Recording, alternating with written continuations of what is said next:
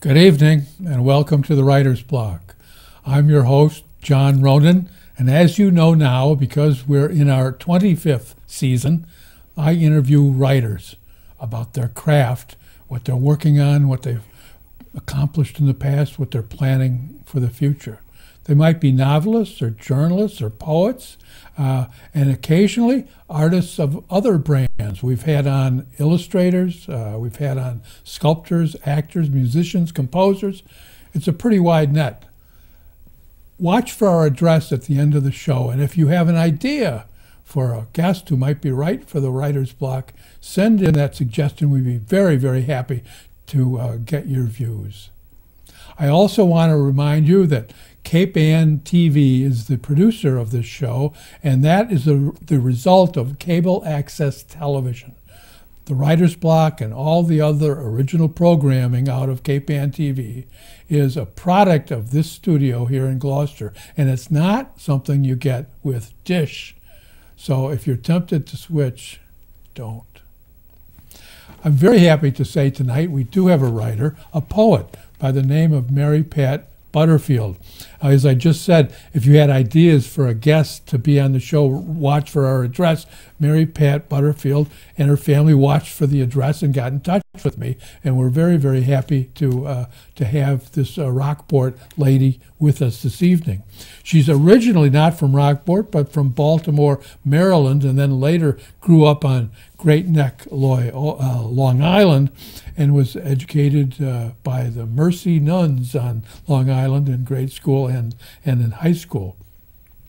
She migrated to western suburbs of Boston, where she worked for Digital Equipment for many years, managing their shows, and later came up farther up to the North Shore to live in Rockport. Mary Pat Butterfield, welcome to the Writer's Block. Thank you. I'm delighted to be here. Very thanks pleased. Thanks again for getting in touch. We're always delighted to have a poet on the show. That's one of my occupations, and especially people who do it for the pure love of poetry. And I know you mentioned before the show you've been involved in other artistic adventures, but poetry seems to be one of your primary loves. It is indeed, yes. I enjoyed being in the theater. I enjoyed years of ballet, painting, oil painting, and winning Best in Show, Best in Portraits. But nothing is the same as being able to express your inner self and being able to type it out. I don't handwrite, I type. You type? Yeah. And I bet because you work for Digital Probably. Equipment, you use computers only. That's right, since the 70s. Tell me where your love for language, and specifically poetry, came from when you were younger. I think the nuns do embed that in most of the schools. They're very strict about correct English. We used to joke at DEC, you could always tell a parochial school kid because you could actually read the email. You didn't have to be waving to someone, can you come over here and actually translate this? Is the meeting canceled? Is it not canceled? But if they were from parochial school, it was clear, it was correct verbiage. I think they instilled that in us in grammar school, long before high school. I'll bet when you do write cursive, it's pretty nice handwriting, too. Well, it was at one time, yes. Our 30 cans have changed it. But I understand penmanship has taken a terrible hit. So you credit your early interest to writing and poetry to your parochial grade school education. Yes, and did your parents write? No, no one in the family writes. I'm the only one. I'm an expressive person. And, excuse me. Oh, you're right. And I, as a young child, would always talk with my hands, and my father was not comfortable with that. When we sat at the dining room table, I had to sit on my hands. Really? Because he wanted me to learn to express myself in speech instead of constantly having to say, well, the box was this big. He wanted me to just say what I meant instead of trying to describe it with my hands all the time. Well, you do both now. You use your now hands I do both, and you right. express yourself well. Yes. So your father was not completely No, he wasn't. successful. He wasn't off target. No, he wasn't at all. So tell me about your adult writing. Did you write all the time when you were in your Yes. married life and you were Yes, working? I wrote many short stories that would. People always say, "Well, where would you get an idea for that?" I don't feel that I get the ideas; they just come out of the ether somehow. It's hard to explain, because each short story, the main characters were very different. They were set in different places. I don't want to say I hear voices, because I know that'll get me in trouble, but it's almost like hearing voices. It's just something that comes to you. So almost automatic writing, Yes, right. in a sense. Yes. Right. Now, this is a real treat for me because I like to have people on who write just for the fun of it, really. Yes. Not because they're being paid by a magazine or because if they're 20 years old, they're going to have a Nobel Prize by the time they're 30, something like that. But just for the pure pleasure of the work. That's correct, yes. Do you write every day? I don't write every day. No, I don't. I sometimes can go weeks without writing because something just hasn't come to me. And people often ask, well, what is your inspiration? Particularly when they're all different types of poems. And I know it will sound somewhat wacky, but there's a wonderful residential parking lot in Rockport, right next to the town hall. And when you walk into that parking lot, it's as if there's a huge blue sky, like Montana calls itself blue sky country. Yes. And it's just a large open space, and I hear a cadence, a beat, a sound, and the sounds are what move me to try to put the words to the sounds. And then it just flows from there. Flows, yes. No writer's block. No, not in the fun ones or the light ones. The difficult ones and the more serious ones I do work on. That's different, yes. But the fun ones I don't. I brought Aphrodite's Daughter because this is a cadence. I was walking through that. I just wanted, for our audience, yes. You brought some poems with you. Yes. And are these recent poems or no, poems you're working on? Or? A couple are new, but some of my old ones. Well, good. Then pick out one for us and explain its inspiration. Well, the inspiration was walking across the parking lot. You just described. And the cadence was da-da-da-da-da-da-da, da-da-da-da-da-da-da, which really meant nothing to me until the words just kind of flowed into my head. I want to be out on the water, I want to be abroad on the sea, and I wish Aphrodite's daughter would be willing to sail off with me. We'd float away from the soft bronze shore, darkened by the quickly setting sun. On the boat I could not hope for more. Here, Aphrodite's daughter won't run. My soul is open now, much as it can. Fading sun reflects hope on my face. Beneath her parasol and behind her fan, my lady love sits, covered in lace. Aphrodite's daughter, blessed by the gods, please look at me, not towards the sky. Thor, hold back your lightning rods, while my muse considers her reply. And that whole cadence was just something I heard walking across that nice open space. I can hear that Rockport. cadence it repeats over and over. Yeah. Yes, right. Tell our audience, or remind our audience and me, who Aphrodite was. Yes, people have asked me, well, who is Aphrodite's daughter? Aphrodite being the goddess of beauty, you assumed that her daughter would also be beautiful. That's how Aphrodite's daughter came to be. The Greek yes. The Greek goddess. I'm not sure who the Roman goddess of beauty is. No, it's not Diana. She's the hunt. She's the huntress. Yeah. We had 3 years of Latin in convent boarding school. Yes, right. So. I had a lot of Latin. It helps me on crossword puzzles. Yes, perfect. Me too. Not anyplace else.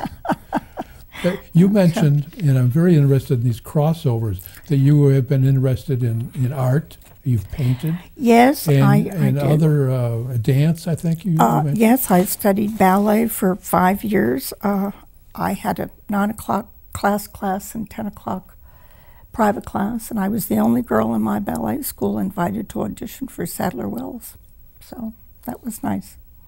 And my paintings, I worked in oils, and I won portraits twice in a row, and then Best in Show twice in a row.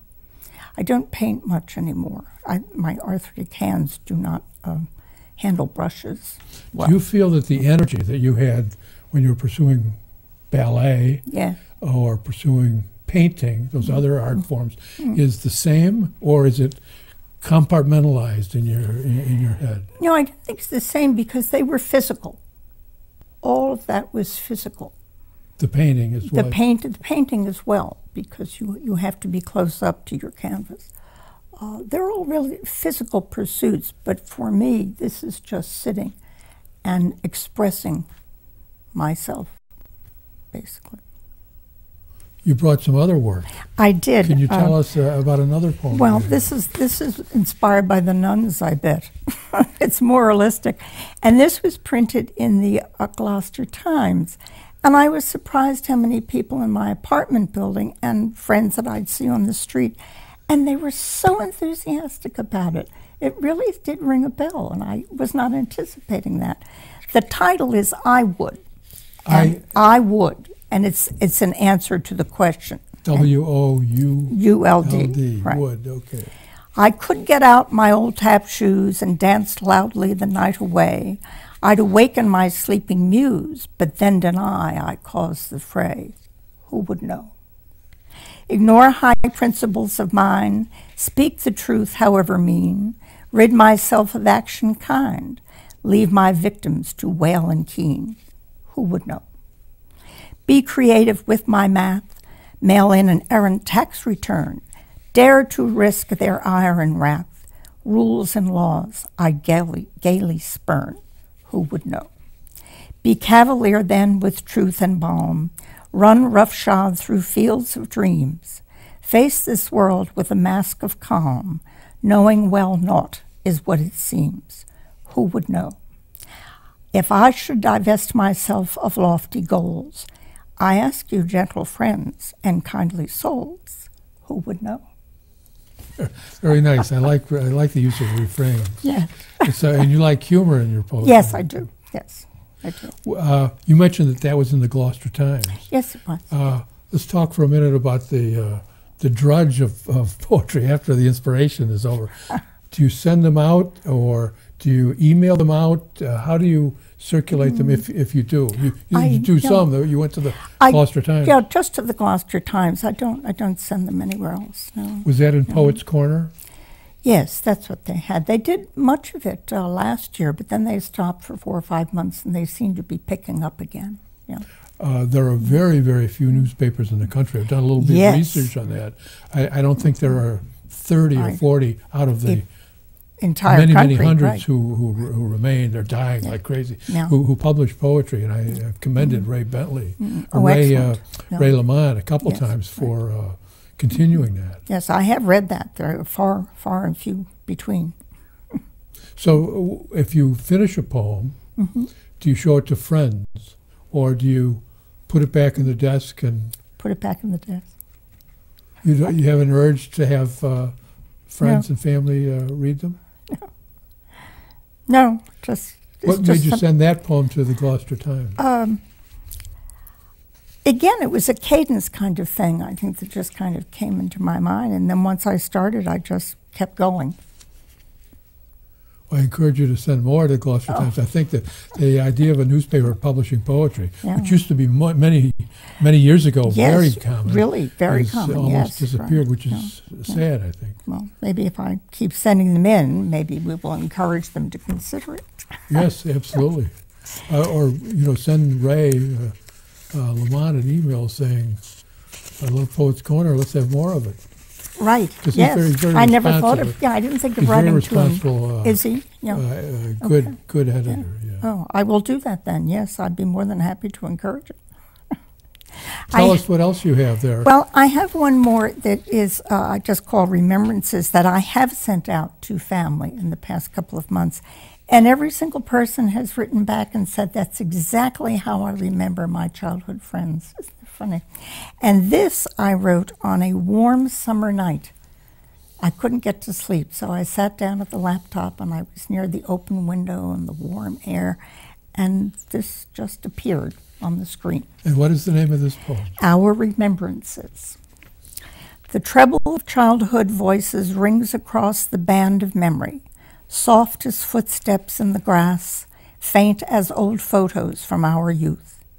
Best friends' laughter and schoolmates' giggles echo in a melody, bringing us back to warm, sunny days, reminding us of carefree times of long ago. We hold them close, old friends, in a land gone from time, remembering them and our unformed selves, still breathing, still alive to us, in a precious capsule buried deep. Very nice. I like the idea. The precious capsule getting Yes. deeper, too. And getting deeper every year. Getting right? deeper. That's true. You mentioned something that was interesting to me. You write on a laptop. Oh, yes. And I'm sure that you're acquainted with computers much more than most average citizens because of your work at Digital Equipment. Do you always write on computers? And when you write, how many times do you rewrite, if you do? On a single poem, say a single poem of several stanzas. Only a few words here and there. No, I rewrite the harder ones, the more difficult ones. When the children were killed, was that Newington, Connecticut, when all the little grammar children, Newtown. Yeah. I felt the need to write something about it, and I had to go back over to hone it. That did not flow as quickly. Anything serious I will work on harder. So then you save it and go back at the next day? Yes. Do you use a thesaurus ever? No. Do you use, I'm not an expert on computers at all, I'm curious. Do you use the spell checks and grammar check programs that are available? I am using the spell check this past year or so because for the first time in my life, I look at a word and I'm not sure. Something has happened.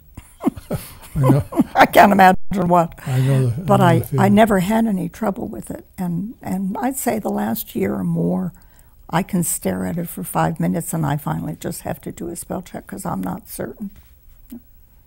The spell checks aren't perfect. And No. If you want to say here HEAR and you type in HERE, Right. it'll clear it. It will let it, fine. it will pass you. And Yes, you will pass. Right. Looks, Yeah. Computers are stupid. They're just really good at. Well, my manager, when he Continue. taught me, said, this is the bottom line. It can only do what you tell it to do. Yes. So you have to know Yeah. what to say, speak in its language. Do you have some work that you've just finished? You mentioned the Aphrodite's Daughter is an older poem. Oh, yes. Oh, Do you have something that's just hot off newer. the press, as it were? Yes, Or I- the yes, this printer? oh, here's another heartbreak. Good. My sister would often ask my mother, what was the favorite time of your life? And she always said the same thing, when the children were little, when the children were young. So she reminded me of this just a few weeks ago. Too young to know our question might cut like a knife. Too late we learned that we should have held our tongue. Tell us, Mother, what was the favorite time of your life? When the children were little, when the children were young. All of our birthday parties repeated throughout those years. Valentine's Day and Easter baskets and then wedding bells rung. We'd ask over and over, oblivious to eyes glistening with tears, when the children were little, when the children were young. Death's dark velvet curtains slowly unfurled on her stage. The music softly ended, and the songs had been gently sung. Her life's book was done, and it was she who wrote that last page, when the children were little, when the children were young. Very nice. You like working with refrains? Yes, I do. I do. Have you ever had any of your poems put to music? No. The regular, Never even considered it, goodness. well, the regular cadences in some of them, and the Yes. refrains seems as if they would lend themselves to music. I'm thinking of Yes. we had a recent guest on the show who was a musician and poet, and And he some of made his- the blend. Yes. Yes. Oh, how nice. No. I can't sing Happy Birthday on key. And I had many years of piano lessons because my father was determined. But Your father taught piano? No, he just wanted me to learn how to play the piano. I had many lessons. Do you play now? No. Can you play? Can you play No. Happy Birthday if you're forced to? No. Tell me what you would say to our viewers. Say there's viewers out there who are dabbling in, say, dance or poetry or painting. Should they keep doing it, or and if they should, why should they? And poetry as well, of course. Poetry as well. I would encourage everyone to follow whatever that internal leaning is, because that's a natural part of yourself.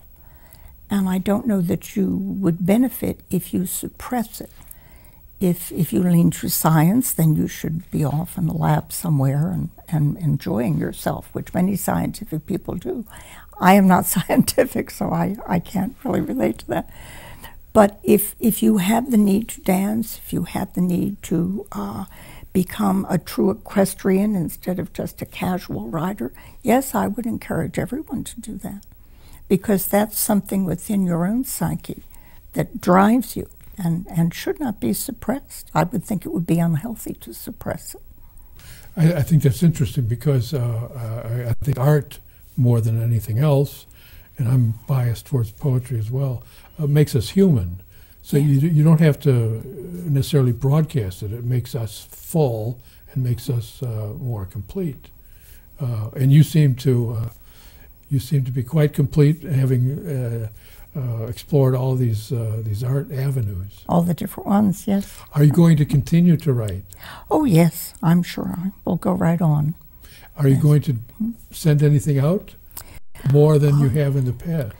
Well, I think I will send a couple of my new ones to the Gloucester Times, because they're doing it again. But I think your idea of sending a letter might give a little added. Ray's very open yes, to that. He's busy, but he's very open to that. Oh, well, I certainly will do that. I was curious because I thought maybe you were edging more towards sending material out, because you mentioned the Gloucester Times, and here you are on the writer's block. Yes. And we're fabulously famous show all across Cape Ann. So I was wondering if you're moving more towards sharing your work. I think I am, now that I have built up a portfolio, shall we say. I have more than just 6 or 7 poems.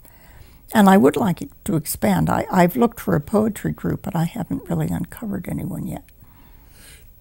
You have looked for I've looked, but I haven't met anyone. I don't know anyone locally, personally, that writes poetry, so I don't have a link, shall we say. I just got the 5-minute signal from Liz, our camera person. I wanted to ask you, do you read other poets? Oh, yes. Whom do you read? Yes. Well, there was always Ogden Nash, I must say, because he always cracked me up. There was more like, well, Edna St. Vincent Millay. I liked her cadence too, because it was a very slow wave. But we have a portrait of her in our intro. Oh, okay. We have several famous authors in the intro to the program. Oh. She is one of them. Yeah. Oh. Yes. Do you write sonnets?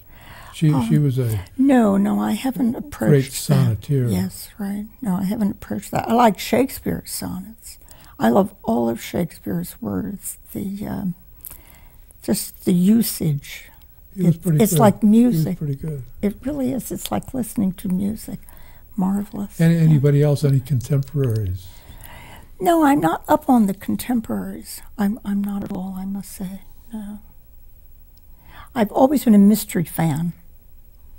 I started Agatha Christie when I was 12 and just fell in. You read all of Agatha Christie? Oh, all of them, yes. After the 3rd or 4th book, I caught on to the fact that she gives you clues in the beginning, and you're not expecting clues, so you can go buy them. So no doubt you watch Poirot. Oh, indeed I do, yes. When you're not watching Writer's Block. Right. Well, that's, of course, takes precedence, yeah. Sure. Do you have any advice for people who are thinking about writing and they don't really feel confident about writing? Tell them your best advice about creating poetry. Just sit down and write what you feel. because it's mostly feelings. It just comes out in words, but it's really feelings at its base. And just go ahead and write it out. Leave it alone for a day or two. Go back and look at it. I would encourage everyone that has even a leaning to that to do it, because the more you can express yourself, the more you can enjoy your humanity. Thank you for that. You're welcome. I've enjoyed this because, as I mentioned before, I really like to get people from our television area on who write because it makes us human, makes us fulfilled, Right. not to be rich or famous. Poetry is not something you should go into to be rich. No, but just don't because put your eye on that mink coat. No. No. Thanks very much for being with You're us, very Mary welcome, of Pat course. Butterfield. Thank you for inviting me. Thank you. I want to thank all of our TV audience out there in Essex and Manchester and Gloucester and Rockport for being with us this evening. If you've learned something about the writing of Mary Pat Butterfield and the human motivation to express ourselves and be fulfilled through art, specifically poetry, then the Writer's Block has done its job. Thanks for being with us, and I hope to see you again next week on the Writer's Block. Good night.